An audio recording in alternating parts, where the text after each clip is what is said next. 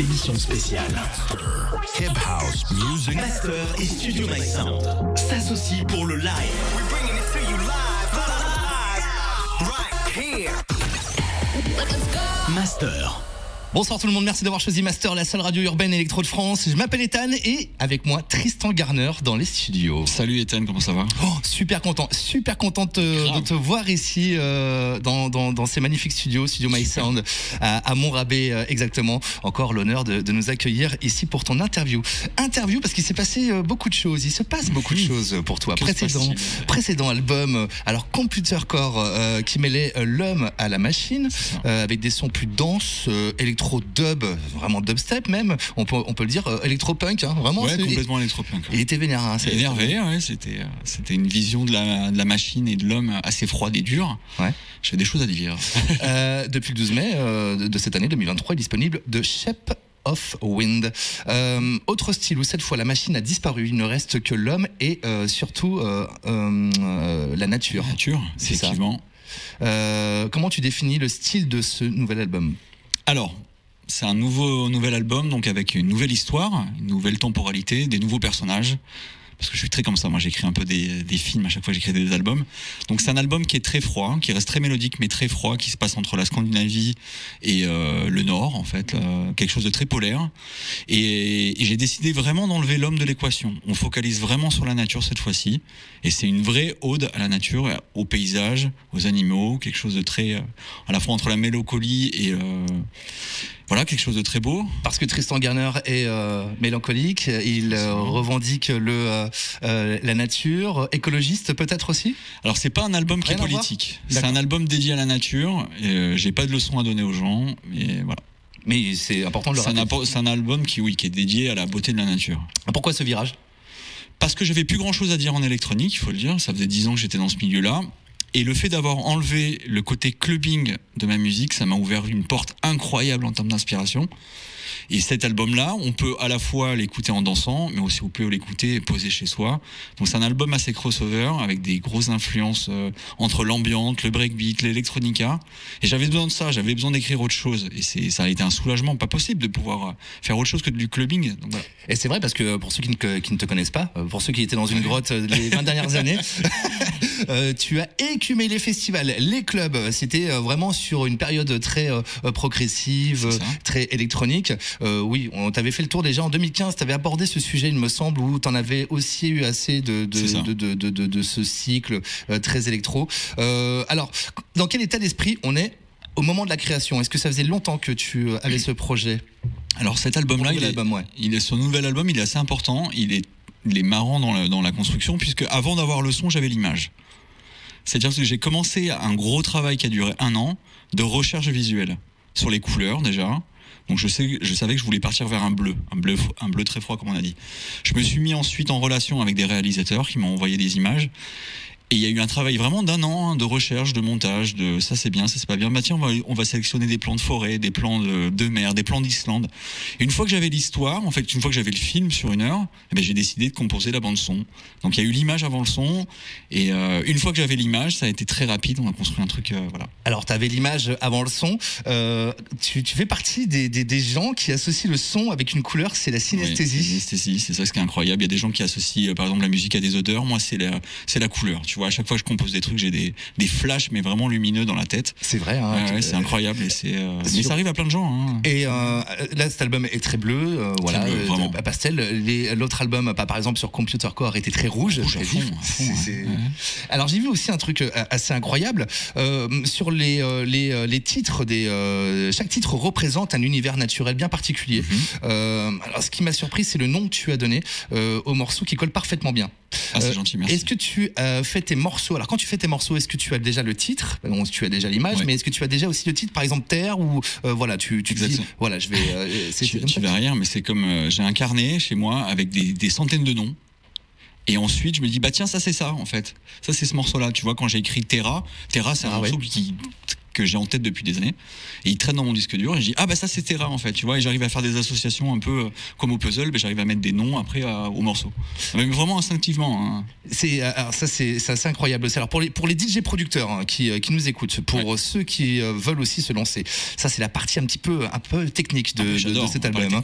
Alors, on s'en rend pas compte, hein, mais la complexité réside surtout dans la production pour ce genre d'album, de titre, plus expérimental là pour celui-ci en tout cas. La recherche d'éléments, les samples et les difficultés sur cet album, qu'est-ce que tu as rencontré comme difficulté? Alors, déjà, je me suis limité. C'est-à-dire que sur l'album précédent où j'avais foison de VST, de plugins, de synthétiseurs, là j'ai décidé de faire très minimal. C'est-à-dire un synthé analogique, un synthé virtuel, et 2 boîtes d'effets, un saturateur, c'est tout. Ensuite, la deuxième étape, ça a été assez marrant, ça a été de transformer les sons de synthétiseurs en quelque chose de très organique. Donc il y a eu un gros travail pour vraiment tordre les sons et en faire quelque chose de beaucoup plus naturel en fait. À la base c'est que des sons de synthé, hein, c'est des sons très digital ou très analogue. Et je voulais que ça sonne quelque chose de naturel, de la terre, tu vois, les éléments, un truc de très puissant. Et ça a été le plus dur, ça a été vraiment le sound design. Il y a eu, avant même de faire les morceaux, hein, il y a eu un travail de recherche un peu comme une sorcière, tu vois, qui fait ses potions magiques avec ses trucs, ses sons. J'ai testé des trucs. Et d'ailleurs, il y a un morceau qui est très marrant, qui a été au début de l'album, qui s'appelle Frogs. Et il a été à l'origine un peu de l'album parce que j'ai décidé de prendre des bruits de grenouilles, tu vois, et je les ai passés dans une pédale de reverb.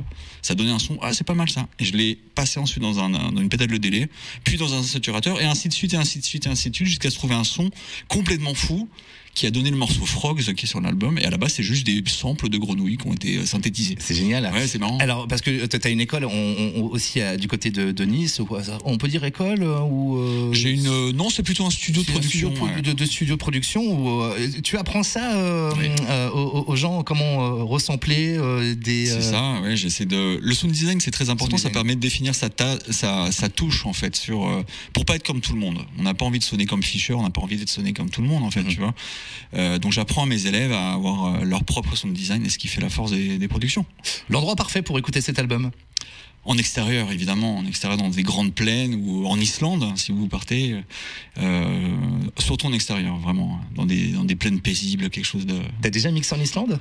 J'ai déjà mixé en Islande et je compte rejouer cet album en Islande. C'est un défi que je me lance, j'aimerais bien y retourner, ouais. Un live, ouais. Live vidéo? Live in Reykjavik. Faudrait demander à Cercle. Ouais, mec, attends, tu sais que c'est dans ma checklist. Hein. C'est vrai, Cercle. Ouais, tu sais qu'il y a un nouveau concept de Cercle où en fait maintenant ils invitent un DJ, on ne le connaît pas jusqu'à la fin du set. Ouais, c'est dans un cube. Alors j'ai vu ça cette semaine. Ouais. Le DJ dans le cube et il se retourne et là les gens vont découvrir le DJ qui a mixé, qui les a ambiancés. Incroyable. Nouveau concept de Cercle. Après la starification, on revient justement à un truc beaucoup plus caché. C'est marrant. Hein. La musique, hein, c'est ça aussi. Mais je pense que voilà, il faut aussi revenir aux essentiels, à la base. Ouais. La musique, ouais. Complètement, la musique, ouais. C'est ça. T'as fait le tour de la musique électronique? Non, pas encore. Mais il reste plein de trucs à faire. Ouais, j'ai encore plein de choses à écrire.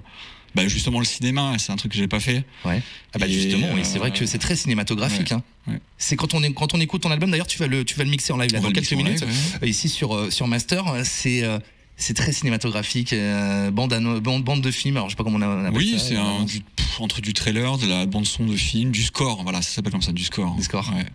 Le lieu où donc tu aimerais mixer, c'est là-bas, et en Europe, en France. Déjà là, on va reprendre un peu la tournée parce que ça fait longtemps que j'avais pas tourné. Et ensuite, ça va être une tournée assez marrante parce que comme tu l'as dit, je vais jouer en live. C'est la première fois que je vais pas jouer les morceaux des autres, même si j'aime beaucoup les morceaux des copains. Ouais. C'est la première fois que je vais être un peu égoïste et je vais jouer que ma musique. En live. Donc c'est un sacré challenge. C'est-à-dire qu'au lieu d'utiliser des platines, je vais construire et déconstruire chaque morceau. Donc c'est un sacré challenge. Il faut que je le répète à chaque fois, tu vois. C'est une technique. C'est vraiment le boulot de producteur là qui joue à fond. Complètement. C'est comme si t'as un guitariste qui doit apprendre par cœur ses morceaux avant de rentrer sur scène. Mais moi c'est la même chose. Il faut que j'apprenne par cœur mon live. Pour tes lives, t'aimerais pas aussi faire du live vidéo? Tu parles beaucoup on est sur par exemple en référence Prids ou Anima.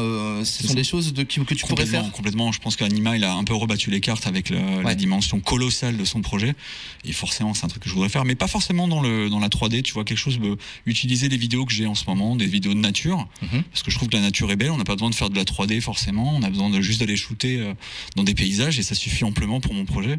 On parle passé, présent, avenir en quelques secondes avant de te retrouver en mix ici. Quel bilan tu fais de toute ta carrière ici, ta carrière électro, DJ, producteur? Écoute, j'ai 38 ans et je me sens encore comme un gamin de 18 ans. Toujours, j'ai toujours cette hargne et cette soif de découverte dans la musique qui me fallait de l'avant. Sur le moment présent, comment tu te sens, comment tu te situerais? Je suis très content d'avoir abouti cet album qui était un gros challenge.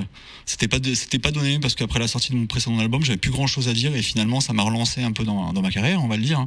Je suis très content de faire partager ça aux auditeurs aujourd'hui. Et pour l'avenir, il te reste encore beaucoup de sons dans un disque dur caché? Tu peux même pas imaginer, je crois que j'ai encore une dizaine d'albums à sortir, vraiment. Génial. Dans le même style ou? Non, ça dort dans des placards avec des concepts différents. Tu vois, j'ai un concept d'album un peu baroque avec de l'orchestre, j'ai des trucs un peu plus rock, j'ai plein de trucs. On va voir, on verra.